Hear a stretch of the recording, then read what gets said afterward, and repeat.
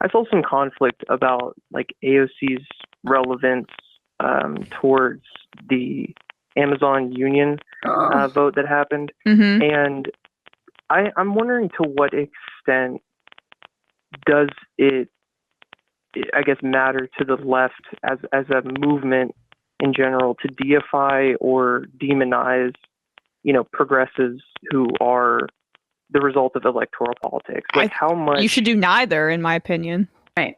That's like where I'm coming from, because it seemed like so many people, I guess the time and energy that could have been used to focus on that vote and that union in particular was focused on like the people in politics and the relation to that vote, not the people themselves. Well, let me just reiterate what I said on the show yesterday. You might have missed this, Justin, but I basically said, I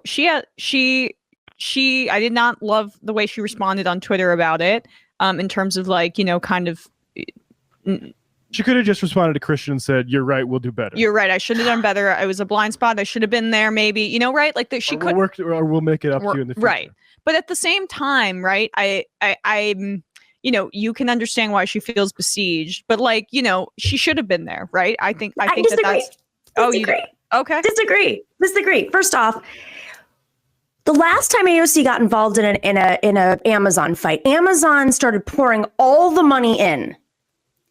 They did put a lot of money in, but they did it in a different way. This was not, it was kind of better that they did this internal campaign. And granted, it went on for a long time and they had an independent union. And I've talked to Chris about this and why.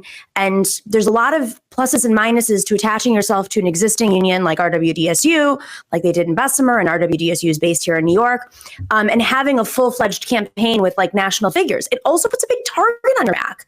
And, slow and steady wins the race. It's I don't know. I think in retrospect, it's easy to say that.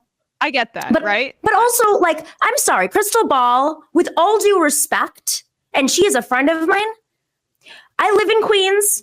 I live in Astoria. I'm literally half a mile away from where the first Amazon headquarters was going to be. You know who was the biggest advocate for that?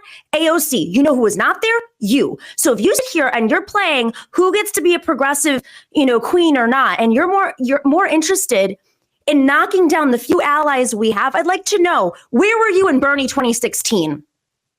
Where were you in Bernie 2016? It's always convenient. Wait, what do you mean by that? 2016. And be the progressive purist. Yeah, well, look, do that. It's a branding exercise for a show. Like, I'm over it. It's just ripping apart the left. But my point is just, it's Roger Ailes politics, though. I'm going to continue with this. It's Roger Ailes politics. Roger Ailes picks fights, creates fights, rides fights, turns things. And frankly, AOC, she shouldn't have responded, frankly. If she said anything, she'd have been like, I'm really supportive of the union effort. Congratulations. We're really proud of everybody. And then move on. But to respond to a YouTube host who wasn't even on the left 5 years ago. I'm not saying that like you can't evolve, but this is clearly an exercise here. And as much as I respect her and I like her and she's my friend, I just think that these choices are really dangerous and they're hurting the movement. And in 3 or 4 years, they're not going to look great. Yeah, I don't trust her incentives at all. And I frankly, Justin, we're just going to let you go and keep up our conversation. If that's sorry, right. Justin, you triggered me. Yeah. But I think my perspective on this issue is that if you do something like Chris Smalls did about unionizing a Amazon union, and you have problems with AOC, you have the right to air those, even if like there's concern that some people in the media are going to use as a branding exercise, or even if people aren't sort of convinced about the utility of making this about or firing back at AOC. Like, I think frankly, like, it's the kind of heat, it's a much better heat than typically gets applied to AOC. I think it's one that could be constructive, but I do agree about media incentives to basically use this as a branding opportunity. I'm 100% behind Chris in terms of like, if he has it, based on just the fact of his enormous success, the fact that like he built this from the ground up in terms of, there was, as you mentioned, there were benefits to joining a larger union, but he was able to go about it his own way. And it's like this incredible story. And I feel that an over focus on her takes away from the victories of the organizers. Even 100%. Though his criticism, I'm way more willing to listen to that because he's on the ground there, and I think that that's valid, and he should be heard in that regard. But he also didn't say what they're saying either. Go back and play the tape. That's the other thing. They used him, which is offensive, and sometimes people don't realize they're being used in this media game that I think is like really only benefiting the right wing and capital. The Chris has a right to criticize. I really do feel that way. Yeah. I mean, he is on the ground. Shows that are doing it, I mean, shows that are now appealing to right-wing audiences more than they are to left-wing audiences, and we can put, the numbers are there. Rising up there too, right? Or what? Sorry, what's it now? The new one. Okay, whatever. But the point is that's a branding exercise, right? And that is I'm less sympathetic towards, and I don't think it looks good. But it's more. I'm interested in the organizers' opinions on this, and that's really which they distorted, is what I'm saying. They didn't even say what he said. Now he did chime in on Twitter, and that's fair enough.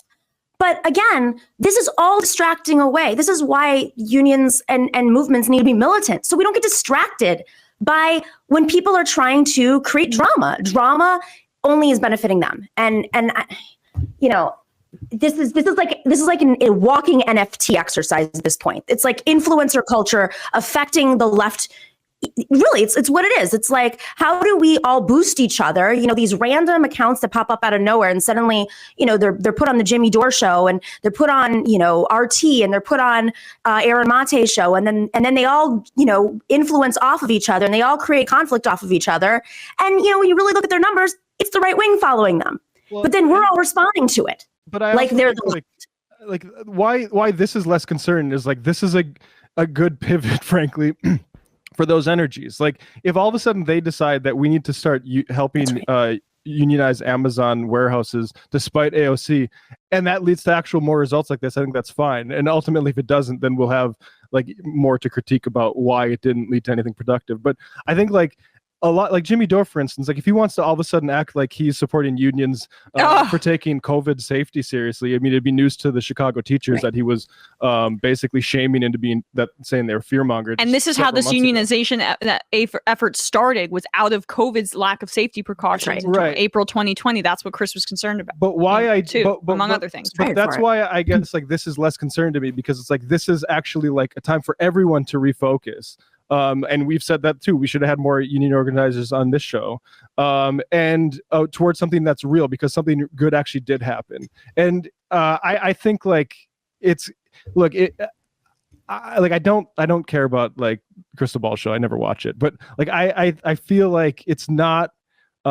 This isn't the thing to hit them on. It's like the sort of like soft on like or sort of like trying to launder COVID libertarianism into the mainstream, like that stuff. If they want to try to brand over who's the more militant union supporter, good luck to them. Well, because and I hope that actually is sincere. I didn't mean to interrupt you, Matt, but like it's also just like I feel it's like everyone understands that AOC supports the Amazon union effort. Everyone understands that. I mean, and like from an organizer's perspective, this is why I find Chris's case, or Chris Smalls' case, is compelling in terms of his critique. We could have used you, right? That's a fair case for him to make. And she has the right to say, I could have done better, or this is where I was. This is why I wasn't able to do that. But no one is debating the fact that she supports the Amazon unionization effort.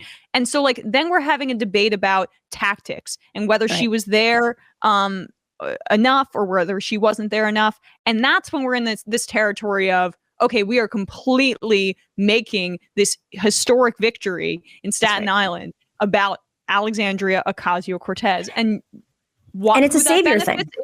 Is people who have media platforms and who right-wing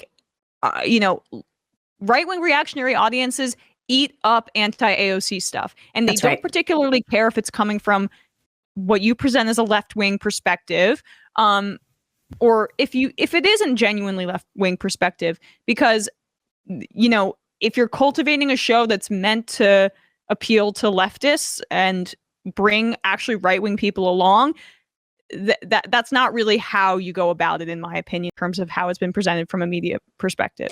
And they're picking away. They're picking away, constantly picking away. Like, oh, where can we? The second that Chris Smalls should have been the number one trending, and an ALU together should have been number one trending, it immediately, just look at the trending topics on Twitter, immediately went down in the rankings for Crystal versus AOC.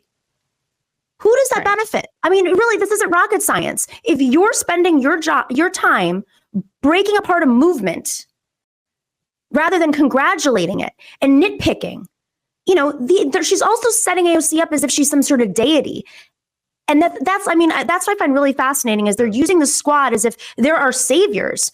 And it's just, it's not productive. We as a movement need to understand how to work together and not depend on saviors. Yeah. AOC was put on a billboard in Times Square after the Amazon headquarters was pushed out of Queens. She put on a billboard in Times Square. Amazon went after her. She gets how many death threats a day? First off, this isn't solidarity. This isn't feminism. This isn't leftist politics. This isn't even being a good host. This is cheap. It is a cheap attack, and it only benefits your ego and the right wing who put you on Fox News. You can get on Fox News and you can talk about leftist things too. I do it all the time without compromising your values. Maybe you should try that. Yeah, and there's another thing. Like, look, I want to table the AOC criticism because, like I said, I think she's just backdrafting off of what Christian said. But I do think there's a bit of a tell there that I think people are right to be suspicious about, where she brings up the entire squad to try to smear Ilhan and stuff in that as well. And I think that is I don't think that's sort of even advocate journalism. I think that's a weird move to me. It's mercenary. I mean, that doesn't really get more brave than Ilhan Omar in the way that she, has to navigate and through a lot Congress. Of these folks and the Ocasio-Cortez has a lot of bravery too. Exactly. A lot of these people, for whatever reason, don't have the, media bravery to go at Ilhan the way that they like to go at AOC. AOC is the safe target now. And I just think that because you engender a lot of, frankly, there's a lot of people who have weird sexual attraction that they manifest through anger online, and it's using that. That's my opinion. Yep. And they're avatars. They're avatars for the left. AOC has become, this avatar for the left. And if you can show that she's imperfect, the right wing also loves to show the imperfections or what their perceived imperfections are on the left. So when you start to hear supposed leftists using the same tactics, that's really concerning. And, if you guys haven't noticed, they ride a wave of a story, and then that story dies, and they have to find another story to ride. It's they're constantly trying to feed their machine because they want to keep those numbers up, and they want to keep the divides because they don't have, without Bernie there to solidify everybody. It's a great opportunity for them to break apart the left, but brand oneself and brand. Yeah.